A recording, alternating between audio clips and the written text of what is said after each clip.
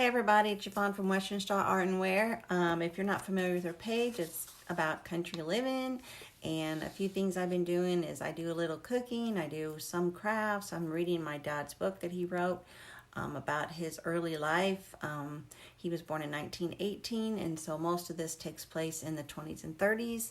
And so I'm going to get started. We're on chapter 21. I hope you got, if you've never seen my page, I hope you check it out and enjoy the book and maybe a few other things. So I'm going to get started. This was the year of Charles Lindbergh and his crossing the Atlantic in a single-engine plane. It was 27 or 28, I don't remember which. What I do remember was that he had a helmet and that had goggles on it, and every boy on the whole Cotton Hill wanted a hat like that. I had a couple of dollars in a can and 50 cents in my pocket. The helmet cost $3.95, and I couldn't seem to come up with the last dollar. Before I started to school uptown, I wanted one, so I asked my pa if he would kick in $1. Why, hell no, I ain't gonna get you no gimlet so you can look like that feller that flew across the ocean. Money is too hard to come by. I didn't think he would help, but I had to give it a try.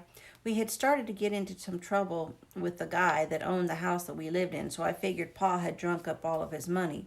I put my head into it, and I thought of the time that I had helped sweeten it out in a booze deal, so I figured to put the bite on him.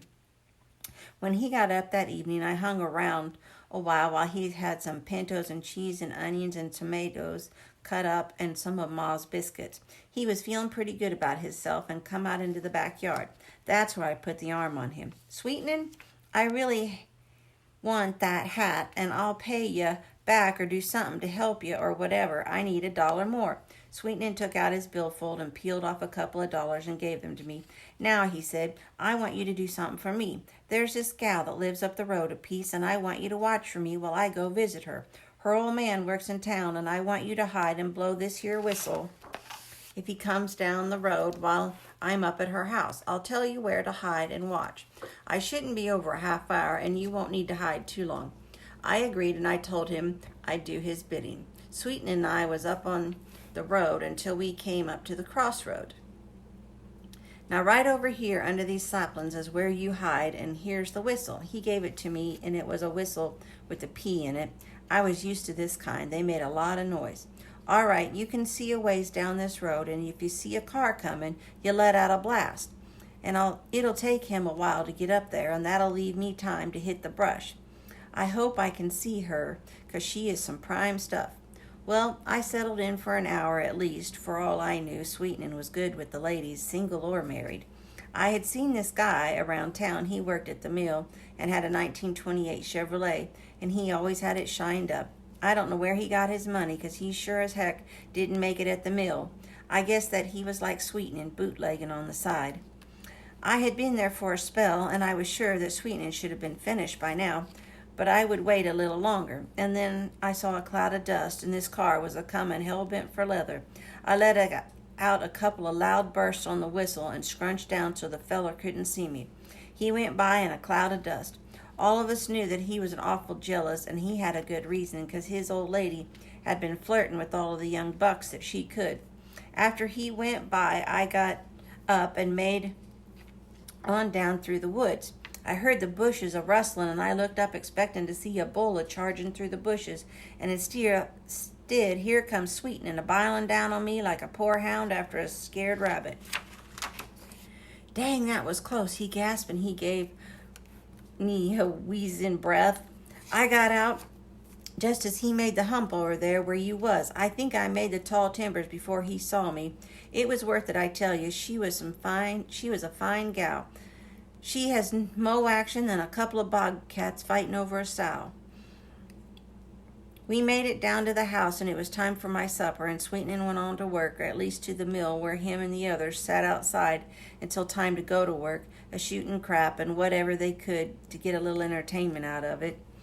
All in all, they had a pretty good time to be working. They'd come to the window a-sweating and full of cotton with the band tied around their heads to keep the hair out of their eyes, and a-hollering at the gals as they passed. Sometimes the gals would holler back at the guys. For poor white trash, they had a heck of a time. Along about that time, I really weren't big enough to be a doffer. I could see myself a-running up and down them alleys, between the spinning frames and a hollering and a carrying on with the spinners. I never made it, though, 'cause when I reached that age, I was a fur piece from there. I made it down to my dugout, and some boys were in it, and this sure upset me. "What are you boys doing in my place?" I asked. "None of your business," one of them boys named Holt said. He lived at the edge of town. "This is my place, and I aim to keep everybody out that I don't want or ask into. Is that clear?" "Ah, well, we'll come in when we want," said the biggest one. I knew that they could beat me, but I wasn't about to give up my hiding place. There was an old wagon wheel rotting in the weeds nearby, and the spokes were loose enough to pull out. I reached down and pulled one out, and when they came at me, I frailed one on the shoulder and put him out of commission.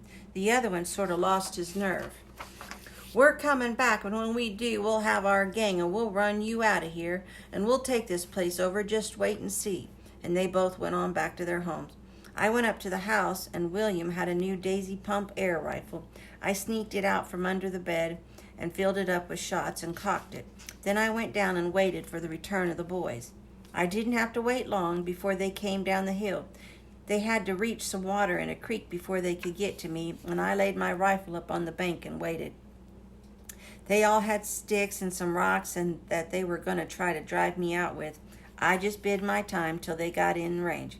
I'd shot the gun before, and I knew how to hit real good with it. William and I had practiced shooting at tin cans and sparrows before. "Hey, Skeeter, we're coming to get you," and they threw a couple of rocks at me. I figured that the range was about right, and I took out the first one. It didn't go into the skin, but it would raise one heck of a bump. He let out a yelp, and the others ran for me, throwing rocks or whatever they had. I shot another one in the face, and he grabbed his face and ran for home, and the others turned and broke for cover. I got one of them in the butt, and he jumped almost 10 feet. I knew that I was in for trouble, but I had to let them know that they weren't going to run over me. I didn't care how many there were of them. I knew all hell had broken loose in the kitchen when Pa came home from work and called me into a room. "Boy, I hear that you've been shooting others around here, namely that Holt boy. He was shot in the face, near about put his eye out. I'm going to whoop you, and that's a fact. But I want you to tell me what happened and start at the beginning." "Well, sir, I went down to my dugout, and there were a couple of boys a-taking it over from me. I took me up a frail and beat one of them, and the other said that they were going to go get their gang and run me out of my place and take it over. I came back to the house and got William's gun and got ready to protect my place. It was just one of me and 4 of them. I had to have the difference to keep them off of me. I don't know but what to believe you, Pa says. However, I have to whoop you and take you over to let Holt see you that you've been punished, or he'll bring a lawsuit against you for shooting his boy. The courts aren't always right, and you might wind up in the reformatory, and that's a bad place to be. Not only that, but what they do to you and how the record will follow you when you get out. So you take your shirt off and bend over this chair and hold the back of it." I did as I was told. Pa had a razor strap, and he lit into me about 15 strokes. I think I lost count somewhere along the way. When he was done, he asked me if I'd do it again if the same thing happened to me, and I said that I would. "I suspected that's what you'd say," he lowed, "but that ain't the way that it is in the real world around here. Leave your shirt off and come on here with me. I have to show the feller that you've been punished, so he'll drop his lawsuit." So we went over to Mr. Holt's place, and Pa called the fella out, and he came out the back door. "Here's my boy, Mr. Holt," Pa said. "You can see that he's been punished." Mr. Holt walked around the back of me and looked at the stripes on my back. "That he has," Mr. Holt lowed. "Herman, you come out here and let Tom see your face."